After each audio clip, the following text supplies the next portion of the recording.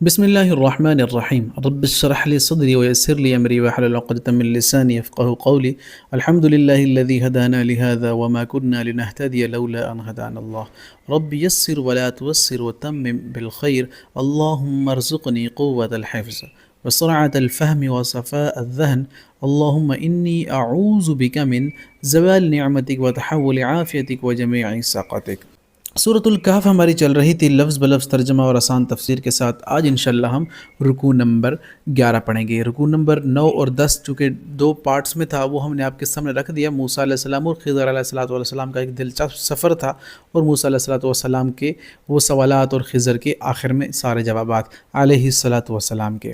تو یہاں سے ذوالقرنین علیہ السلام کا قصہ شروع ہو رہا ہے۔ یاد رہے کہ وہ جو ہم نے پیچھے سارے لیکچرز پڑھے ہیں 10 یا 9، اس میں جو شروع میں ہم نے پڑھا تھا کہ مشرکین مکہ آئے تھے رسول اللہ سے کچھ سوال کرنے یہودیوں کے کہنے کے اوپر۔ 3 سوال کیے تھے، وہ ہم بڑی ڈیٹیل سے پیچھے پڑھ چکے ہیں۔ ان میں سے ایک سوال تھا کہ کون سا ایسا نبی ہے یا وہ کون سا بندہ ہے جنہوں نے مشرق سے مغرب اور شمال سے جنوب تک سفر کیے ہیں، تو اس کے بارے میں آپ جانتے ہیں۔ تو آپ صلی اللہ علیہ وسلم کو اللہ تعالیٰ نے وحی کے ذریعے بتایا تھا، تو آج اسی کا تذکرہ ہو رہا ہے ذوالقرنین علیہ السلام کا۔ اس کی مختلف آراء ہیں۔ مفسرین نے کہا یہ نبی تو ہو نہیں سکتا، بہر اللہ کی طرف سے اسے کچھ الہام بھی ہوئے تھے جو ہم آگے ڈسکس کریں گے، لیکن اکثر مفسرین کی رائے ہے یہ نبی نہیں تھے بلکہ اللہ کے برگزیدہ بندے اور بڑی دنیا پر حکومت کرنے والے حکمران تھے۔ تو اللہ تعالیٰ نے کہا کہ اے نبی صلی اللہ علیہ وسلم، یہ آپ سے سوال پوچھ رہے ہیں کس چیز کے بارے میں، وہ دیکھتے ہیں۔ وَيَسْأَلُونَكَ، اور وہ سوال کرتے ہیں اے نبی جی صلی اللہ علیہ وسلم آپ سے، کا مطلب آپ سے، عن ذی القرنین۔ ان کا مطلب آتا ہے سے یا بارے میں، ذی کا مطلب آتا ہے والا یا والے، القرنین قرنین، ذوالقرنین کے، یعنی اے نبی صلی اللہ علیہ وسلم یہ آپ سے ذوالقرنین کے بارے میں پوچھ رہے ہیں۔ اچھا، ذوالقرنین کا مطلب کیا ہے؟ ذو کا مطلب والا آتا ہے نا، اور قرنین سینگوں والے کو کہتے ہیں۔ جیسے ذوالنورین عثمان غنی کا لقب تھا رضی اللہ عنہ کا، 2 نوروں والا۔ کیونکہ آپ صلی اللہ علیہ وسلم کی دونوں صاحبزادیاں ان کے نکاح میں تھی، ایک کی وفات کے بعد دوسری، تو اس لیے ان کو 2 نوروں والا کہتے تھے۔ تو یہ ذی القرنین ہے 2 سینگوں والا۔ اب یہ واللہ عالم کہ ان کا یہ لقب کیوں تھا، اس کی جو آپ ڈیٹیل میں جا کر معارف القرآن مفتی شفیع عثمانی رحمہ اللہ تعالیٰ کے دیکھ سکتے ہیں، قصص القرآن، بڑے ہی دلچسپ طریقے سے انہوں نے ان واقعوں کو وہاں پر تذکرہ یا ذکر کر رکھا ہے۔ تو آج ہم چلتے ہیں ٹو دا پوائنٹ، اس لیے ہم ڈیٹیل میں زیادہ نہیں جائیں گے۔ تو قل ساتلو، کہہ دیجئے نبی صلی اللہ علیہ وسلم، ساتلو سین کا مطلب جلدی آتے، اتلو میں تلاوت کروں گا یا میں پڑھوں گا، علیکم تم پر، علا کا مطلب پر، کم کا مطلب تم، منہ اس کا یعنی اس ذوالقرنین کا، ذکر یا حال یا اس کا کچھ تذکرہ، کہ وہ آپ سے پوچھتے ہیں ذوالقرنین کے بارے میں، اور آپ ان کو کہہ دیجئے کہ عن قریب میں پڑھوں گا یا بتاؤں گا، علیکم آپ کو یا تم سب کو، اس کا تذکرہ، اس کا ذکر، یعنی آپ صلی اللہ علیہ وسلم نے پھر ان کو بعد میں بتایا تھے۔ وہ تینوں سوال پیچھے موجود ہیں، لیکن چونکہ ہم ان کو ڈسکس کر چکے ہیں نا، تو اس لیے ہم ان کو یہاں پر ڈسکس نہیں کرنے والے ہیں، تو ہم اسی کا ہی تذکرہ کریں گے جو یہاں آ رہا ہے۔ بے شک ہم مکنہ اقتدار دیا ہم نے، مکان سے ہے، ٹھکانے سے ہے، یا کسی چیز کو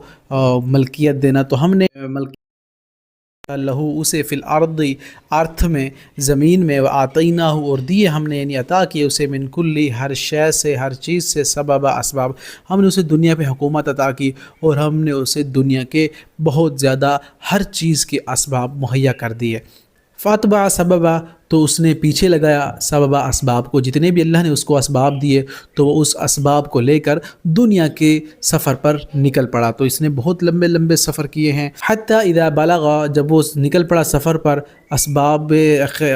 کو اختیار کرتے ہوئے، حتیٰ یہاں تک کہ اذا جب بلغ پہنچا، وہ بلوغت سے ہے نا، مغربا غروب ہونے کی جگہ، الشمس سورج کے، وجدہا تو اس نے پایا اسے، تغرب غروب ہو رہا ہے وہ، فی عین ایک عین چشمے میں، حامیۃ سیاہ کیچڑ والے کے یا سیاہ کیچڑ والے چشمے میں، وجدہ موجود ہونا نا، تو اس نے پایا، عندہ پاس اس کے، عندہ کا مطلب نزدیک یا پاس آتا ہے، ہا کا مطلب اس کے، قوماً ایک قوم کو، سمجھے گا بات کو، کہ جب وہ اسباب کو اختیار کرتے ہوئے سارے جو اللہ نے اس کو وسائل دیے تھے، جو اس کی فوج تھی، جو بھی اس کے ساتھ چلنے والے دستے تھے، ان کے ساتھ وہ نکل پڑا مغرب کی طرف، اور سورج غروب ہونے کی جگہ تک وہ چلا گیا، یعنی بالکل انتہا تک پہنچ گیا۔ تو ایسا لگ رہا تھا کہ سمندر کے اندر ہی سورج ڈوب رہا ہے، تو اللہ نے اسی منظر کو کیچ کرتے ہوئے سبحان اللہ یہاں ہمارے سامنے تذکرہ کر دیا۔ تو وہ غروب ہو رہا تھا ایک چشمے میں، حمیتن، تو سیاہ کیچڑ کی طرح معلوم ہوتا تھا وہ، تو اس نے وہاں پر پایا قوما، ایک قوم کو، تو وہاں اس نے اس کے ارد گرد ایک قوم کو پایا۔ قلنا، تو ہم نے کہا، یا ذی القرنین، اے ذو القرنین، اما خواہ ان تعذب، کہ تو سزا دے انہیں، عذاب دو، و اما ان تتخذ، خواہ تم انہیں چھوڑ دو، تتخذ، یہ اختیار ہے، اس معاملے میں حسنہ، بھلائی۔ یا ظاہر ہے یہ فتح کرتے جا رہے تھے نا دنیا کو، تو وہاں پر انہوں نے دیکھا کافر قوم کو، تو انہوں نے ظاہر ہے ان کو دعوت دی، اور ان میں سے کچھ ایمان لے آئے تو کچھ نہ لائے۔ تو اللہ تعالیٰ نے ان کے دل میں الہام ڈالا کہ یہ جو قوم ہے، تم انہیں اگر دیکھ لیا ہے تو یا ان کی سزا دے دو، یا اپنا ماتحت رکھ لو، تمہارے اندر اختیار ہے، تم انہیں بھلائی کے راستے پر لے آؤ یا تم انہیں عذاب دو۔ تو پھر کیا کیا ذوالقرنین نے؟ قال اما، تو اس نے کہا، اما رہا، من ظلم، جس نے ظلم کیا، فسوف، تو عن قریب، نعذبہ، ہم سزا دیں گے اسے۔ اگر انہوں نے میری بات کو مانا، یہ ماتحت ہو گئے میرے، ہم ان کو چھوڑ دیں گے۔ اگر انہوں نے بات نہ مانی، انہوں نے سرنڈر نہ کیا، یہ جنگ کے لیے آئے، یا انہوں نے دعوت قبول نہ کی، ثم یرد، تو لوٹا دوں گا میں، یا لوٹا دیا جائے گا، الی ربہ، طرف اپنے رب کے، فیعذبہ، تو دے گا عذاب اسے، عذابا، سخت عذاب، نکرا، انتہائی سخت۔ تو اگر انہوں نے بات مان لی، سرنڈر کر گئے، تو ٹھیک نہ کیا تو ہم بھی انہیں دنیا میں عذاب چکھائیں گے، اور پھر جو ہے اللہ کے پاس پہنچ کر ان کو مزید سخت عذاب ملے گا۔ وَأَمَّا مَنْ آمَنَ وَعَمِلَ صَالِحًا، تو رہا وہ من آمن، جس نے جو ایمان لایا، ان میں سے جو ایمان لایا، وعمل، اور اس نے عمل کیے نیک، فلہو، تو اس کے لیے اجر ہے، اللہ اکبر، حسنہ، اچھا، تو اس کے لیے اچھا اجر ہے، اچھا بدلہ ہے، وَسَنَقُولُ، تو عن قریب ہم کہیں گے، لہو، اسے، من امرنا، اپنے کام میں سے، یسرا، آسان، یعنی آسان لفظوں میں اگر وہ ایمان لے آئے تو ہم ان کو چھوڑ دیں گے، اور ان کے ساتھ ہمارا معاملہ آسان ہوگا، یعنی ان کے ساتھ اچھا ٹریٹ کریں گے، چونکہ وہ مسلمان ہو جائیں گے یا وہ سرنڈر کر دیں گے، یا ہماری حکومت کے ماتحت ہو جائیں گے۔ جو لڑیں گے ظاہر ہے پھر ہم ان کو عذاب دیں گے، یعنی ماریں گے، اور اوپر جو ہم نے ذکر کر دیا کہ عذاب النکرہ، ان سخت عذاب پہنچے گا اللہ کی بھی طرف سے۔ بہرحال ثم اتبع سببا، پھر اس نے پیچھے لگایا سببا، اسباب کو۔ اب اس نے دوسری سائڈ کا سفر کیا ہے، دوسری جانب، پہلے ایک جانب سفر تھا جہاں اس نے اس قوم کو پایا، کافر کو، اب وہ دوسری جانب سفر کر رہا ہے اپنے اسباب کو اختیار کرتے ہوئے، جو اس کو اللہ نے اسباب دیے تھے، حتیٰ، یہاں تک کہ اذا، جب بلغ، پہنچا، مطلع، طلوع ہونے کی جگہ، شمس، سورج کے، وجدہ، تو اس نے موجود پایا، تطلع، کہ وہ طلوع ہو رہا ہے، علی قوم، ان قوم پر یا ایسے لوگوں پر، لم نجعل لہو، نہیں بنایا، لہو، لم، نہیں، نجعل، بنایا ہم نے، لہم، ان کے لیے،